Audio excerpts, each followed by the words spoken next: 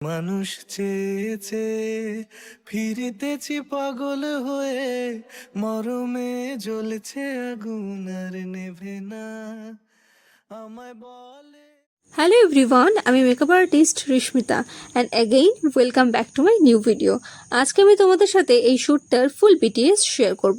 তোমাদের মধ্যে অনেকে আমাকে মেসেজ করেছো যে এই শ্যুটটার লোকেশন কোথায় আর এই শ্যুটটা আমি কিভাবে কি করেছি। তো চলো তোমাদের সাথে সবটাই এখন আমি শেয়ার করছি।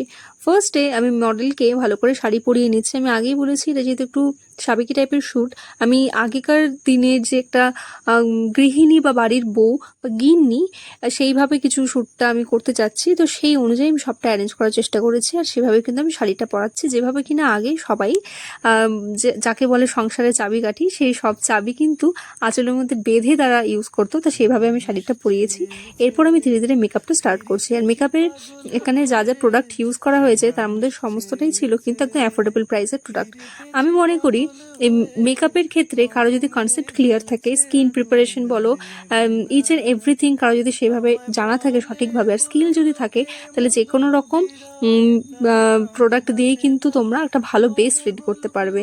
আর আমার এটা কিন্তু একদমই ডে শ্যুট ছিল সানলাইটের মধ্যে, তো সেভাবেই কিন্তু আমার মেকআপটা করা হয়েছিল। আর তোমরা মেকআপটা দেখলেই বুঝবে একদমই ফ্ললেস স্কিন ফিনিশিংয়েরই কিন্তু ফিনিশিং এসেছিলো মেকআপে।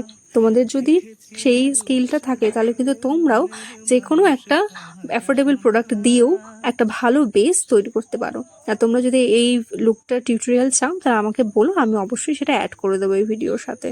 আমার এই গিন্নি শ্যুটের কনসেপ্টটা অ্যাকচুয়ালি দেখানো হয়েছে যে আগের বাড়ির মহিলারা যেরকম রান্নাও করেছে তার পাশাপাশি কিন্তু বাড়ির ব্যবসার যদি কিছু থাকে তাহলে সেই হিসাবগুলোও কিন্তু করেছে। তো সেরকম রান্নার কিছু সিন দেখানো আছে, ব্যবসার হিসাব করার যে ব্যাপার সেটা দেখানো আছে, এবং স্নান করে সিঁদুর পরা, সমস্ত কিছু আগেকার দিনের মতো আমি করার চেষ্টা করেছি। তো আমার মডেলের মেকআপ কমপ্লিট, আমরা বেরিয়ে গেছি শ্যুটের উদ্দেশ্যে। আমার তো হাতে পাটা, আমি পাটা নিয়ে বেরিয়েছি, আর আমার মডেলও কিন্তু শ্যুটের অনেক জিনিসপত্র ব্যাগে করে নিয়ে এসেছে। তো আমরা চলে এসেছি শ্যুটের লোকেশনে। তো লোকেশনে এসে আমাদের ভিডিওতে যা যা প্রক্স দরকার ছিল, ব্যাকগ্রাউন্ড যেভাবে দরকার ছিল সেভাবে সব কিছু অ্যারেঞ্জ করে নিচ্ছিলাম। আমি এখানে পাটা ওকে সাজিয়ে দিচ্ছি। তারপরে আসবে পাটা যে মশলা বাটা, সেই মশলাটা অ্যাকচুয়ালি আমার মার বুদ্ধি ছিল।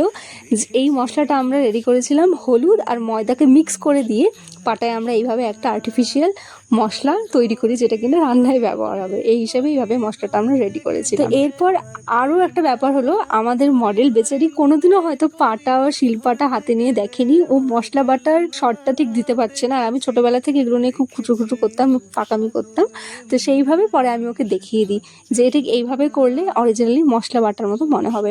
এরপর আসলো আর একটা সিন যেখানে কিনা চাবিটা কাঁধে ওঠানোর মতো, তো ওর দেখানোতে হচ্ছিল না, পরে আমি গিয়ে ওকে একটু শর্টটা দেখিয়ে দিচ্ছিলাম যে কীভাবে গেলে ভালো হবে। আর যে কোনো কনসেপচুয়াল শ্যুট, তারপরে সেটা যদি আউটডোর হয় তো সেটা সব থেকে বেশি আমাদেরকে এফোর্ট দিতে হয় আর আমাদের প্রচুর খাটনি হয়। আর মেইন প্রবলেমটা কোথায় হয়, টাইম মেনটেন করে যদি আমরা করতে না পারি আর আমাদের যদি সূর্যের আলো চলে যায় তাহলে কিন্তু সেই শটটা কমপ্লিট করা সত্যি খুব চাপ হয়ে যায়। আর আমার এই শ্যুটের লোকেশন ছিল জলপাইগুড়ি ৭৩ মোড়ের কাছাকাছি একজনের বাড়িতে। তো সেই বাড়িতে এই শ্যুটটা কমপ্লিট করানো হয়। আর আমি থাকি শিলিগুড়িতে। আর এই শ্যুটে সব থেকে বেশি প্রবলেম যেটা হয়েছে, যা যা জিনিস লাগে, ডায়েরি, কলসি, শীতলপাটি, এমনকি পেন, ফুলদানি, মোমদানি, মোম, হ্যারিকেন, পিঁড়ি, শিলপাটা, তালপাখা, সমস্ত কিছু আমাকে ম্যানেজ করতে হয়। প্রায় 70% জিনিস, মেকআপের জিনিসপত্র বাদ দিয়ে প্রক্সের যে জিনিস আমি শিলিগুড়ি থেকে নিয়ে গিয়েছি, আর বাকি 30% জিনিস আমি আমার মানি বাড়ি আর মামা বাড়ি থেকে অ্যারেঞ্জ করে এই শ্যুটটা ম্যানেজ করি। তার কারণ এত দূর থেকে আমার এত জিনিসপত্র নিয়ে যাওয়া আর সম্ভব হচ্ছিল না একার পক্ষে। আর এই সমস্ত শ্যুটে যতটা আমরা এফোর্টলেসলি একটা ভিডিও তৈরি হয়ে যাওয়ার পর দেখি, কিন্তু অ্যাকচুয়ালি অতটা এফোর্টলেসলি হয় না, যথেষ্ট আমাদেরকে এফোর্ট দিতে হয়।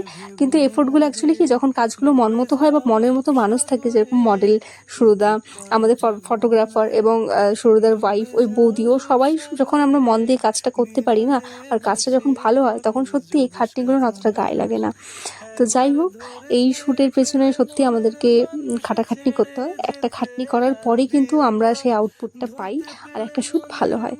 তো এইদিকে আমাদের শ্যুট কমপ্লিট, সব কিছু গুছিয়ে নিয়ে আমরা বেরোচ্ছি। নেক্সট একটা শট ছিল যেটা কিনা স্নান করে সিঁদুর পরানো ছিল। তো সেখানে আমি গামছাটা সেভাবে বেঁধে দিচ্ছি, আর সিঁদুর পরলে যেরকম হয় সেভাবে আমি ওকে রেডি করে দিচ্ছি। তো এই ছিল আজকে আমাদের শ্যুটের সম্পূর্ণ বিটিএস, যার গল্প আমি তোমাদের সাথে শেয়ার করলাম। আর তোমরা অবশ্যই জানিও যে এই কনসেপ্টটা তোমাদের কেমন লাগলো এবং এই লুকটাও কেমন লেগেছে, সেটা কিন্তু অবশ্যই আমাকে জানিও। আর ভিডিওটা যদি ভালো লেগে থাকে তাহলে অবশ্যই লাইক, কমেন্ট অ্যান্ড শেয়ার করে দিও। আর আমি এই ভিডিওটার সাথে আমার ফটোগুলো অ্যাড করে দিচ্ছি, যেগুলো কিনা আমার কনসেপ্টে দেখানো হয়েছে। তো চলো ভিডিওটা এখানে শেষ করছি, দেখা হবে নেক্সট ভিডিওতে, ততদিন অবধি টাটা। রূপসাগরে মনের মানুষ কাঁচা সোনা, দেখেছি রূপসাগরে মনের মানুষ কাঁচা সোনা।